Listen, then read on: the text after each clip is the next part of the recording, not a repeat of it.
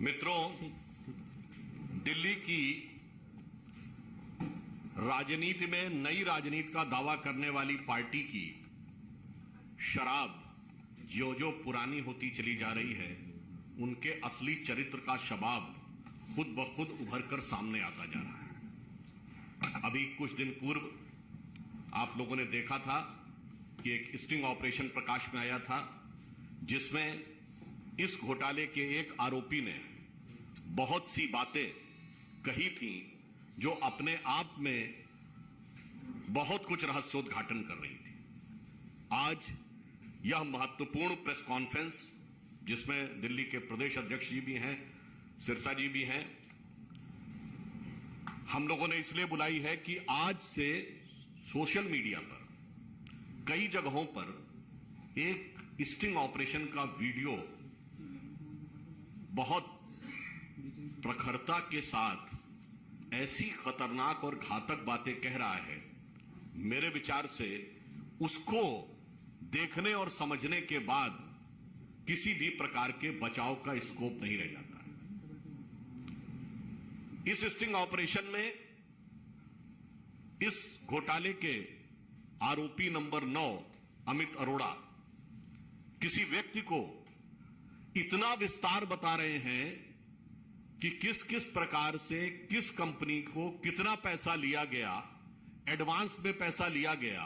और इतना ही नहीं है, इसमें सिर्फ पैसे लेने और देने का उल्लेख नहीं है, पूरी की पूरी पॉलिसी किस व्यवस्थित ढंग से बनाई गई कि चुनिंदा लोगों के हाथ में ही पैसा रहे और कैश का फ्लो भी उन्हीं के हाथ में रहे। वो चीजें देखकर निश्चित रूप से आप लोगों को भी बहुत दुखद आश्चर्य होगा। मैं दुखद आश्चर्य शब्द का प्रयोग कर रहा हूं। उदाहरण के लिए पूरे भारत में 2 ही बड़ी ब्रांड हैं जो शराब की ब्रांड है। उनके 2 ही बड़े अधिकृत जो होलसेलर्स थे दिल्ली में, उन्हीं को दिया गया। जैसे 2 बड़ी ब्रांड डीआईजीओ और पेरी रिकार्ड हैं, और उनके 2 जो प्रमुख होलसेलर्स हैं, एक का नाम है ब्रांडको और एक इंडो स्पिरिट, जिसका कि उल्लेख पहले भी आ चुका है। और इसमें वह व्यक्ति बता रहा है कि ब्रांडको ब्रांच वाले अमन ढल की तरफ से 60 करोड़ रुपए और इंडो स्पिरिट के समीर महेंद्रू की तरफ से के लिए 100 करोड़ रुपए उनके द्वारा देने की बात एक विषय। दूसरा, इसमें वो ये कह रहा, आप सभी जानते हैं, अगर मैन्युफैक्चरर, होलसेलर और रिटेलर, इसके बीच में जो कमीशन तय होता वो कंपनियां तय करती हैं। भिन्न भिन्न रिटेलर्स का कमीशन अलग अलग परिस्थिति के अनुसार तय होता, ताकि उसमें एक स्वस्थ व्यावसायिक प्रतिस्पर्धा यानी एक हेल्दी बिजनेस कंपटीशन बना रहे। पर वो बता रहा है कि पहली बार ऐसा हुआ है कि कमीशन सरकार ने तय किया, और वो ये भी बता रहा है कि कमीशन किसका तय किया, होलसेलर का। देखिए, एक महत्वपूर्ण बात यह है कि मैन्युफैक्चरर के लिए पैसे का इनपुट अधिक होता है, क्योंकि उसे इंडस्ट्री लगानी पड़ती है, चलानी पड़ती है। रिटेलर को दुकान रखनी पड़ती है। होलसेलर जो है वो तो एक प्रकार का इंटरमीडिएट व्यक्ति होता है, उसका कमीशन यानी होलसेलर जो है वो पूर्णतः कमीशन के आधार पर चलता है, और सर्वाधिक कमीशन उसका, और वह भी सरकार के द्वारा तय।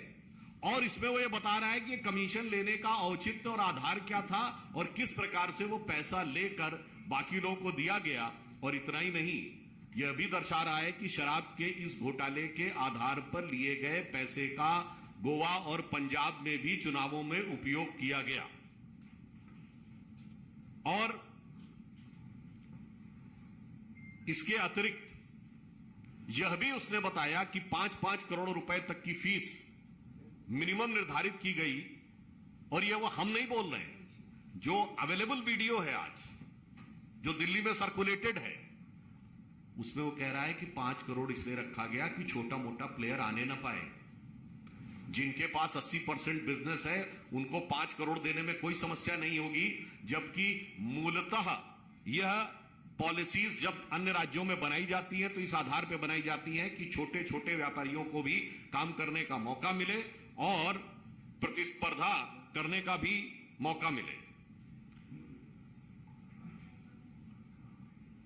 अब ये स्टिंग देखने के बाद एक बार मैं पुनः याद दिलाना चाहता हूं, ये वही व्यक्ति हैं अरविंद केजरीवाल जी, भारत के इतिहास के एकमेव व्यक्ति जिन्होंने संवैधानिक पद पर कहा था कि अगर कोई तुमसे पैसा मांगे तो स्टिंग बना लेना, हम उस स्टिंग के आधार पर ही कार्रवाई कर देंगे। कोई अगर स्टिंग बनाकर भ्रष्टाचार का खुलासा करेगा तो हमारी सरकार तत्काल कार्रवाई करेगी।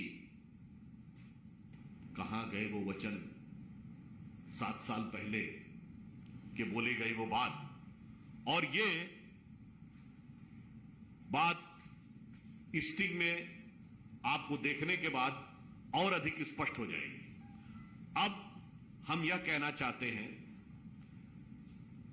कि स्टिंग होने की जो कुछ चीजें पब्लिक डोमेन में है, यह भारतीय जनता पार्टी नहीं कह रही है, यह पब्लिक डोमेन में हम तो सवाल पूछ रहे हैं कि जब इस प्रकार की नीतिगत बातें उभर कर सामने आई, नंबर 2 पॉलिसी आपने विड्रॉ की, नंबर 3 उसके बावजूद आपने उसका समर्थन किया, नंबर 4 पहली स्टिंग पे कोई कार्रवाई नहीं की, नंबर 5 आपने उसके बाद स्टिंग पर कोई कार्रवाई नहीं की है, और आपके आंदोलन के पितृ पुरुष अन्ना जी भी इस पर आपके बारे में लिख चुके हैं। पर मेरा मानना है कितना चरित्र बदलता चला जाता है। मैं ये कहना चाहूं कि सत्ता की का जो नशा है जिसमें आज आम आदमी पार्टी सवार है, उसने उसके चरित्र को जितना बदला है भारत की राजनीति में शायद 7-8 वर्ष के कालखंड में किसी पार्टी का इतना चरित्र बदलते हुए नहीं देखा। अब मैं अनुरोध करूंगा कि आम आदमी पार्टी के ने अपने आदमियों के लिए क्या किया है, आम आदमी पार्टी ने अपने आदमियों के लिए क्या किया है, उस सबका एक दृश्य श्रव्य चरित्र चित्रण आप लोगों के समक्ष प्रस्तुत है।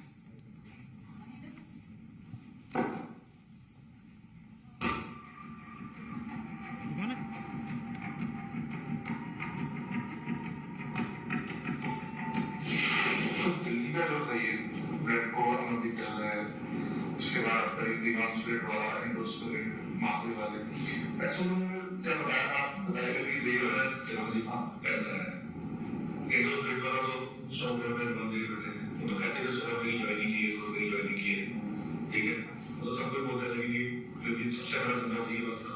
अब 100 रुपए की ज्वाइनिंग में भी एक ये कि लाइफ करने का धंधा, तो आप 100 रुपया किसी को एडवांस में दे दो, कैश आपने मेरे बंदे कैश करा, मैंने 100 रुपये एडवांस में दे दिया, अब वापस आने में पता मिल ये तो कैश फाइल तो ब्लैक ही करना चाहिए, इस जो कैश दे रहा है अगर मेरा कैश ना मेरा एडवांस दे दिया, अब आपने फाइल को बता दिया, फिक्स मार्जिन दे दिया, उसके बाद हमारे 7-70 करोड़ के जो मार्केट में सूचना हमारे करने की 7 करोड़ सारे बोलते, क्योंकि हर आदमी बोलता है कि हमें भी नंबर दे दो, वो बोलते नहीं करने का देंगे, किसी का वैसे की हिम्मत नहीं, और हमारे पास कहां से निकल देते ऐसे ही मार्जिन कर वो मार्जिन करने में वैसे भी 50 करोड़ की करती मार्केट में 50 करोड़ की इसको भी बता नहीं सकता, उसके बिना ऐसे ही वो दिमाग करेगा, उसका धंधा इनसे थोड़ा सा छोटा था, 30 करोड़ पे बस ये मतलब, और इसके सिवाय ये तो मतलब ऐसा है कि जिसको मैं बता रहा हूँ कि अगर आप एक्साइज में जाके मतलब आप भी लगे पत्थर पड़ना शुरू करते हैं, हर आदमी को पता है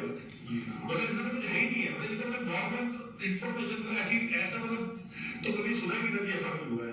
तो अमरनाथ पंजाब में अमरनाथ और एक कॉन्फ्रेंस 2 आदमियों को 10,000 करोड़ रुपए का था, 2 आदमियों को दे दिया, कैसे दे दिए आप लोगों को हटाने की पॉलिसी एक शहर में 6 करोड़ के कंपटीशन क्या करता है, अगर एक दुकानदार ने या एक रेस्टोरेंट में खरीदनी है 6 दुकानें हैं तो उसको तो फायदा मिलेगा ना, क्यों नहीं 2 आदमियों को, मतलब कोई रीजन तो बताओ कि ये 2 आदमी क्यों करेंगे, आप क्यों नहीं खरीदते हर शहर में 2 आदमियों को, ताकि कंपटीशन कस्टमर के लिए तो कंपटीशन ज्यादा अच्छी बात है, आप लोग करते हैं कंपटीशन के लिए, तो आप मेरे रिस्ट्रिक्शन क्रिएट करो, ऐसी रिस्ट्रिक्शन क्रिएट करके 2 आदमी को ज्यादा दे दिया। आज की डेट में हम डल कर दो और अगर पॉइंट्स में जहां पे जिस भी जगह बंदा मत करा सकते हैं, जिसको ना मान ले उसकी ना कर देगा, बेचारा कैसे कर देगा आप। अच्छा आप इसमें वैसे भी पंजाब के किसी भी टेलर से जो बताने की हिम्मत करे उससे पूछो। जब हिसाब किताब सब कुछ सेम है तो चेंज कैसे होगा? सब कुछ सेम है अंदर। ये तो बड़ा हमारा भी पैसे नहीं बताते थे। मेरा नाम है तो दिनेश अरोड़ा हो जाता था। अब लोग मेरे को लोग दिनेश अरोड़ा बोलते रहते हैं। मेरा नाम अमित अरोड़ा जी, अमित अरोड़ा। मैं दिनेश अरोड़ा हूँ। मेरे को कोई नंबर का धंधा नहीं मिला, 1% का भी धंधा नहीं मिला। मेरे पास रिटेल का धंधा तो मैं हाई कोर्ट से मेरे को मिला है। High court, Delhi high court से कोई जीत के लेके आऊँ। मेरे पास कोई और बिजनेस नहीं था। अब मैंने नाम डाल दिया तो मैंने एक बारी लग की मैंने जो भी किसी की पॉलिसी बनाने में तो सारा काम जो है विजय नायक का था, सभी मेंटूर का, अमन धनखड़ का, मैडम चड्डा का था और एक अरुण दिल्ली नाम का ये जो अमन धनखड़ विंडो है और जो स्क्रीन विंडो स्पिरिट है, मैडम चड्डा आगे लिखकर है और जो ये है क्या कहते हैं अरुण दिल्ली है बना नहीं होगा। अगर कोई बंदा ड्रग्स भी बेचे तो वही जगह देखना है 10 करोड़ में भी लगाएंगे और 150 करोड़ में कमाए हैं अभी तक। और ये सारा सिर्फ ये पैसा कमाने का तरीका नहीं था, ये और तरीका था। क्या किया? 100 करोड़ में एडवांस दे दिए कैश में। इन्होंने 100 करोड़ अपने इलेक्शन में लगा दिए, कहीं भी पंजाब में इलेक्शन लगा दिए, गोवा में लगा दिए। लेकिन अब जब वो पैसा वापस आया, पहली पॉलिसी है जिसके अंदर लिख दिया कि इस पैसे को आपको 12% देना ही पड़ेगा। नहीं तो क्या होता है डिस्ट्रीब्यूटर और एक रिटेलर का या डिस्ट्रीब्यूटर और एक कंपनी का रिलेशनशिप को लोग दोनों आपस में ट्रेड करते हैं। अगर आप टीवी के डिस्ट्रीब्यूटर हैं तो कोई सरकार नहीं बताती कि कितना पैसा ट्रेड होगा। ये तो उन्होंने डिसाइड कर दिया, 12% फिक्स कर दिया। अब एक आदमी 10 करोड़ रुपए लगाए और हर महीने 10 करोड़ रुपए। ऐसा धंधा तो मैंने तो आज तक जिंदगी में दिखा नहीं सकता कि ऐसा ये तो सिर्फ जो वैल्यूएशन होता है पेटीएम बन गया 100 पेटीएम ने 15 रुपए 1000 करोड़ बन गया वही चीज चल रही है। अगर ये चलता रहता तो ये हजारों करोड़ रुपए का फ्रॉड था। ये तो सरकार के बीच में पता चल गया, मतलब इतना ओपन फ्रॉड था कि एक्साइज के पीएम को पता था क्या होगा। मतलब इन्होंने क्या किया, सारी दुनिया को मार दिया और सिर्फ कुछ लोगों को जिंदा कर दिया। सारे रिटेलर पुराने मार दिए बेचारे, सारे लोगों को मार दिया। तो हाई लगी थी तो सारे चर्चा भी नहीं। पहले एक बार सोचो, वो भी बताता हूँ। पहले एक बार सोचो, पहले 10 लाख रुपए का लाइसेंस था होलसेल का, इन्होंने 5 करोड़ कर दिया पूरे हिंदुस्तान में। पूरे हिंदुस्तान में कहीं दिखा 5 करोड़ लाइसेंस हो। क्यों कर दिया? ताकि छोटा प्लेयर रजिस्टर करे। 10-12 लोगों ने कर लिया, 4 छोड़ गए, 3 छोड़ गए। क्यों? क्योंकि छोटा प्लेयर को 5 करोड़ की फीस ही क्या सकती है, क्योंकि बिजनेस तो 80% चलेगा। बाकी आदमी तो जरा फीस भी अपनी बोल कर ताकि धीरे धीरे क्या हो कि सारा बिजनेस ही चालू करवा है। बेसिकली प्लान तो यही था कि सारा बिजनेस ही चालू करना है। पूरा दिल्ली का बिजनेस जो 15,000 करोड़ रुपए की टर्नओवर का बिजनेस है वो सारा बिजनेस ही चालू करवा है। अल्टीमेटली तो यही करना है गवर्नमेंट ने। और इन्होंने क्या किया, क्योंकि इनको पैसे सिर्फ इनको किसी रिटेलर से पैसे नहीं मिल रहे थे, इनको पैसे मिल रहे होलसेल से। ये क्या करते हैं, बहुत सारे होलसेल कैसे होगी, जैसे बाकी स्टेट्स ना हरियाणा में बाकी स्टेट में कोटा फिक्स रहता है कि आपने मैंने बिड की फीस दी 200 करोड़ की, तो 200 करोड़ तक की एक्साइज का कोटा फिक्स है। उसके ऊपर अगर मैं दारू खरीदता हूँ तो फिर से पूरी एक्साइज 165 रुपए की एक्साइज नहीं बढ़ती है। आज इन्होंने यहाँ पे क्या किया, जितनी मर्जी बेचो कुछ कोई कोटा नहीं, 1% मिलेगा। इससे क्या हुआ, ये जो गुजरात से शोर मच रहा है ना, ये गुजरात में दारू वहां से गई, ये गुजरात में दिल्ली से जा रही है। दिल्ली के अंदर क्या है, आप एक सिंपल सी बात है, आप एक ऐसी कौन सी मार्केट बनी दिल्ली के अंदर, ऐसा कौन सा बम पड़ गया दिल्ली में कि एकदम से जहां मैंने बिकती थी 4 लाख 5 लाख मिले वहां मिले 15 लाख। ये सारे के सारे अगर ये इस चीज को अंदर जाए तो सारा ये जो गुजरात का छोड़ जाते हैं कि गुजरात का दारू चलिए, गुजरात में कहां से जाएंगे, गुजरात में दिल्ली से जाएंगे, आज दिल्ली तक गए तो पंजाब से जाएंगे, पंजाब में सेम पॉलिसी लागू करते हैं। पंजाब में भी सेम, पंजाब में क्या किया 12 का 10% दिया, शोर मच गया 12% तो बात दिया 10 कर दिया, बाकी तो सब कुछ सही है। लेकिन पंजाब में रिटेलर छोड़े कर दिए। आज यहाँ तक जाते पंजाब से जाते, लेकिन ये जो दिल्ली को क्या करते थे, दिल्ली एक्सपोर्ट हमारे कंपनी इसको कहते हैं एक्सपोर्ट कंपनी। इवन सारी जगह जो दिल्ली से समझ गए सब जगह इनको तो अपने पैसे से मतलब ना होलसेल में जब कहीं से भी जाएगी इनको तो होलसेल में मिलेंगे 6%। ये जो 12% की एक थी कमीशन अपने 6% का था। ये सब इन्होंने ओबराय होटल में बैठ के, लोधी होटल में बैठ के ये तो आपका नाम बताया, पिल्लई, समीर नेहरू, अमंडल, ये चंद्रा, ये सब ने बैठ के इन्होंने पॉलिसी बनाई, ये सब ने बैठ के पॉलिसी बनाई और उसके बाद इन्होंने चेयरपर्सन का गेम खेला, सबको मार दिया।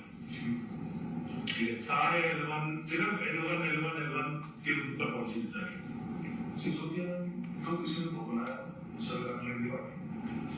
अब देखो जी, सिंपल सी बात है, ये कम से कम नहीं तो 3-4 हजार करोड़ की तो ये होलसेल पे पैसे कर दे, उसके अंदर हमारे बड़े 300-400-500 करोड़ तो बनाएंगे, बाकी तो उसके सिवाय क्या किया, इतना सब कुछ, इतना मतलब कॉमन सेंस की बात है, इसमें तो कुछ है नहीं है। तो आप सभी ने देखा, इसमें एडवांस, कैश, एडजस्टमेंट, लाभार्थी पॉलिसी बना रहे हैं, यानी जिसको सर्वाधिक लाभ मिला है वो साफ साफ कह रहे हैं कि वो पॉलिसी बना रहे हैं। और 10,000 करोड़ रुपए तक के फ्रॉड की बात कही जा रही है। सिर्फ अब एकदम साफ हो गया है कि ये शराब, दिल्ली की आम आदमी पार्टी के घोटाले की शराब अब सिर्फ नशीली नहीं, जहरीली भी हो गई है। और वह जहर आपको बहुत साफ सामने दिखाई पड़ रहा है। ऐसे लोगों के भी नाम है जो आम आदमी पार्टी के पदाधिकारी रह चुके हैं। अब मैं इस विषय पर अनुरोध करूंगा हमारे दिल्ली प्रदेश के पार्टी के अध्यक्ष आदेश जी। आज की जो स्टिंग देखने के बाद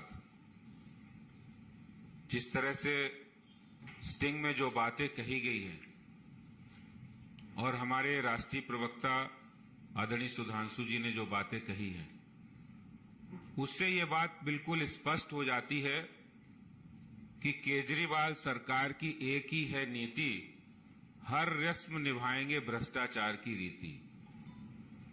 हर वो काम जो काम वो करते हैं, उस हर काम में भ्रष्टाचार, करप्शन, अपने लोगों का फायदा।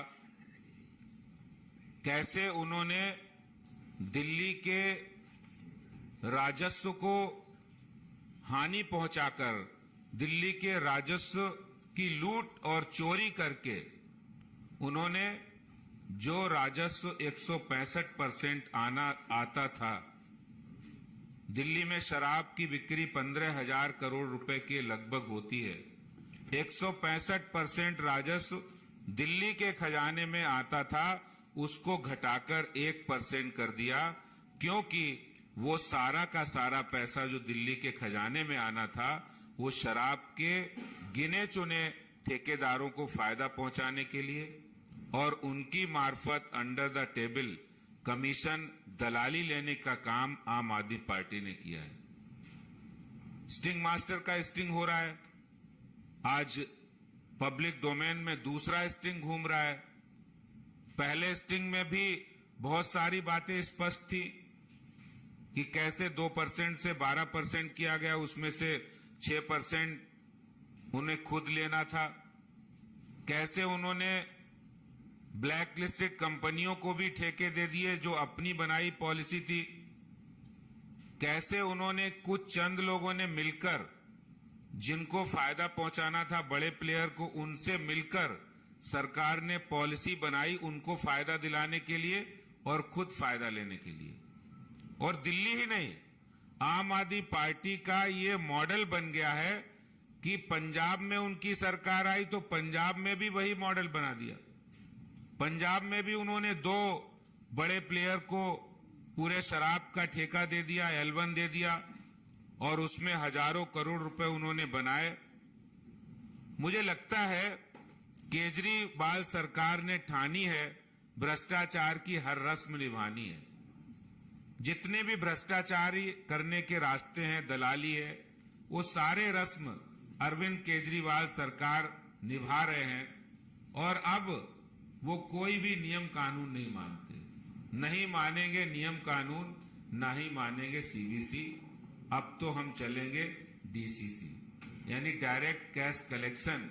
अरविंद केजरीवाल की काम करने की पद्धति, नियम में एक और बड़ा फार्मूला है डीसीसी, डायरेक्ट कैश कलेक्शन। उन्होंने शराब के बड़े बड़े ठेकेदारों से लिया, होलसेलर से लिया, और उनको बाद में व्हाइट में फायदा कराया। तो जो स्टिंग आया है ये स्टिंग ये पूरा दर्शा रहा है कि स्टिंग मास्टर जो ये कहते थे कि कोई भी स्टिंग आएगा भ्रष्टाचार का, हमारे पास स्टिंग ले आना, हम उनके खिलाफ कार्रवाई कर देंगे। तो अरविंद केजरीवाल जी, ये स्टिंग आ गया है और कोई ऐसे व्यक्ति का स्टिंग नहीं है। जो एक्यूज नंबर 9 है, उनका खुद का कहना है। सारी आपकी पोल पट्टी खोली है, तो आप ये बताइए, जो भ्रष्टाचारी हैं, जो आपके उप मुख्यमंत्री हैं, उन पर आप कार्रवाई कब करेंगे, उनको बर्खास्त कब करेंगे? धन्यवाद। मेरा निवेदन होगा भारतीय जनता पार्टी के वरिष्ठ नेता मनिंदरजीत सिंह सिरसा जी से आपको संबोधित करें। आपने अभी स्टिंग में सब कुछ देखा, किस तरह से 100 करोड़ रुपया, जब हम कहते थे तो कहते थे सबूत लाओ, अब तो सबूत भी सामने है। 100 करोड़ रुपया इंडोस्पिरिट ने, 60 करोड़ रुपया अमंडल ब्रिंडको ने, 50 करोड़ रुपया जसदीप कौर चड्ढा महादेव वाइन्स ने, और 30 करोड़ रुपया दीवान स्पिरिट्स ने। आप देखिए कि एक एक रुपया कमाने के लिए लोग क्या क्या करते हैं। और यहां पे स्टिंग में बता रहे हैं 10 करोड़ रुपया लगाकर लोगों ने 150 करोड़ रुपया कमाने का काम किया। और ये पॉलिसी जो थी, ये सारी टेलर मेड पॉलिसी केवल चंद लोगों को, जो अरविंद केजरीवाल जी के पूंजीपति दोस्त थे, उनके लिए ये पॉलिसी होटल ओबराइस में और होटल अमन में लोधी में बैठकर इस पॉलिसी को बनाया गया। ये मैं नहीं कह रहा, ये वो आदमी कह रहा है जिसने ये सब कुछ देखा है। और आप देखिए 12% कमीशन की गई 2% से, और 12% कमीशन में से ज्वाइनिंग फीस, मतलब 6% जो देता था उसको 6% ज्वाइनिंग कहते थे। और ये दिनेश अरोड़ा जो कलेक्शन एजेंट था, वो 6% सबसे ज्वाइनिंग फीस ले रहा था। और पैसे एडवांस ले लिए गए इलेक्शन के लिए। ना केवल यहां पर करप्शन हुई, बल्कि सफेद पैसा किया गया, काले धंधे का पैसा सफेद भी किया गया। 100 करोड़ रुपया एडवांस दे दिया गया, और वो फिर सारा पैसा कमीशन के रूप में, चेक से 12% कमीशन के रूप में व्हाइट मिलता रहा। सो काले पैसे को सफेद करने का धंधा भी अरविंद केजरीवाल जी ने दिल्ली के अपने पूंजीपति दोस्तों के लिए किया है। और सबसे बड़ी बात मैं आपको बताना चाहता हूं, देश भर की पॉलिसी के अंदर, एक्साइज पॉलिसी के अंदर ये मेंशन है कि जितना भी कोटा होगा, स्टेट का एक कोटा फिक्स होता है, उसको कहते हैं लिक्कर कोटा। कितना है? क्योंकि जितनी एक्साइज कोई दे रहा उतना लिक्कर कोटा होता है। यहां पे लिक्कर कोटे की इस पॉलिसी में एग्जेम्पशन दे दी गई, ताकि 165% की जगह 1% ड्यूटी कर दी गई। और जो शराब की बोतल दिल्ली के ठेके पे 550 की होनी थी, वो 250, 250 रुपए की बिकी। और उससे क्या हुआ, देश भर की जो ब्लैक करने वाले लोग थे, धंधा करते थे ब्लैक का, उनको सबसे सस्ती दारू दिल्ली में मिलती थी। तो दिल्ली शराब की ब्लैक करने वालों का अड्डा बनाने का काम अरविंद केजरीवाल जी ने किया है। और आप सुनिए, 4 लाख बॉक्स शराब बिकती थी दिल्ली में। अरविंद केजरीवाल कहते थे, मनीष सिसोदिया कहते थे, ठेके नहीं खुल पाए इसलिए राजस्व में कमी आई है। ये बड़ा इंपॉर्टेंट है। ठेके ना खुलने से शराब में कमी नहीं आई। अरविंद केजरीवाल जी के दोस्त वो राजस्व उनकी जेब में एक्साइज चली गई, इसलिए दिल्ली को 3500 करोड़ को नुकसान हुआ। क्योंकि पहले 4 लाख डब्बा शराब का बिकता था। इसके मुताबिक, अमित अरोड़ा के मुताबिक 4 लाख शराब का डब्बा बिकता था। अब उसकी जगह 15 लाख शराब का डब्बा बिका है। 15 लाख, 3 गुना ज्यादा शराब बिकी। फिर भी सरकार को 3500 करोड़ रुपए का नुकसान हुआ, और पूंजीपतियों को 3500 करोड़ से ज्यादा का लाभ होना है। अब आप देखिए, उसने इसमें यह भी बताया। अब देखिए स्टिंग में, मुझे लगता है कि इसके बाद अरविंद केजरीवाल को मॉरली राइट नहीं रह जाएगा कुर्सी पे रहने का। क्या बोला? इतना ड्रग्स के धंधे में लाभ नहीं है। ड्रग्स, इतनी कमाई ड्रग्स में नहीं है जितनी कमाई दिल्ली की एक्साइज में अरविंद केजरीवाल के मित्रों को, दोस्तों को हुई, उतनी कमाई तो ड्रग्स में भी नहीं है। और आप यह भी सुनकर हैरान हो जाएंगे, दिल्ली का तो 15,000 करोड़ का काम दिया ही, पंजाब का, इसमें आपने अगर ध्यान दिया उस स्टिंग में उसने बताया कि केवल 2 लोगों के पास हम बहुत देर से ये बात चला चला कर कह रहे थे कि पंजाब का 10,000 करोड़ रुपए का काम 2 परिवारों के पास है। किसके पास है? अनंत वाइन्स के विजय मेहरा और तुषार मेहरा, और ब्रिंडको का अमन ढल और बरिंदर ढल। ये अरविंद केजरीवाल जी के दोस्त हैं। इन 2 लोगों के पास सारे का सारा शराब का धंधा है। और आज इस स्टिंग के बाद दूध का दूध, पानी का पानी, इनफैक्ट अगर मैं कहूं दूध का दूध और शराब की शराब सामने आ गई है। इन लोगों की सारी चोरी अब आपके सामने है। अब ये स्टिंग करने के लिए, जैसे सुधांशु जी ने अभी बताया था, अब स्टिंग मास्टर का स्टिंग हुआ है। अब आप देखिएगा अब ये क्या रोना नया रोएंगे, क्योंकि अब पकड़े गए हैं चोरी, लेकिन उसके मॉरली इनके पास अधिकार नहीं है। ना तो मनीष सिसोदिया के पास कुर्सी पर रहने का अधिकार है, ना तो अरविंद केजरीवाल के पास, क्योंकि उन्होंने संविधान की कसम खाई थी। ये बात आप याद रखिएगा, मंत्री बनने वक्त उन्होंने ये संविधान की कसम खाई थी कि जो भी चीज मेरे संज्ञान में आएगी तब तक, जब तक ऐसा बताना किसी को जरूरी नहीं होगा, मैं शेयर नहीं करूंगा। जबकि एक्साइज पॉलिसी में उन्होंने संविधान की कसम खाने के बावजूद ये सारी बातें इन 4 लोगों के साथ तय की, जगदीप कौर चड्डा के साथ, अमन ढल के साथ, और ये महादेव वाइन्स के, और ये ब्रिंडको के साथ, इनके साथ शेयर करके इन्होंने संविधान की इस कसम को तोड़ा है। इसलिए मॉरली इनको इस कुर्सी पर रहने का अधिकार नहीं है। धन्यवाद। माननीय सुधांशु जी से अनुरोध। बस हम अंत में यह कहना चाहेंगे कि या तो अरविंद केजरीवाल जी कार्रवाई करें या स्टिंग को लेकर अपने पूर्ववर्ती बयान के लिए माफी मांग लें। पर सत्ता के नशे में डूबे हुए केजरीवाल जी से हमें आशा कम है, परंतु भाजपा स्पष्ट रूप से मांग करती है या तो इसके लिए माफी मांगे या अपने बयान के लिए माफी मांगे। और यह वाक्य कहना चाहूंगा, हम लोगों ने एक बहुत पुराना एक शेर सुना था, आज लगता है कि ये राजनीति में आकर बिल्कुल उनके ऊपर चरितार्थ होता है। शराब के लिए था कि हजारों घर हैं डूबे बोतलों के बंद पानी में, जो इसमें डूबे वो न उबरे जिंदगानी में। और ये तो आने के साथ ही डूब गए, और डूबने के बाद क्या क्या दिखाई पड़ रहा है वो इस स्टिंग ने आपको दिखा दिया।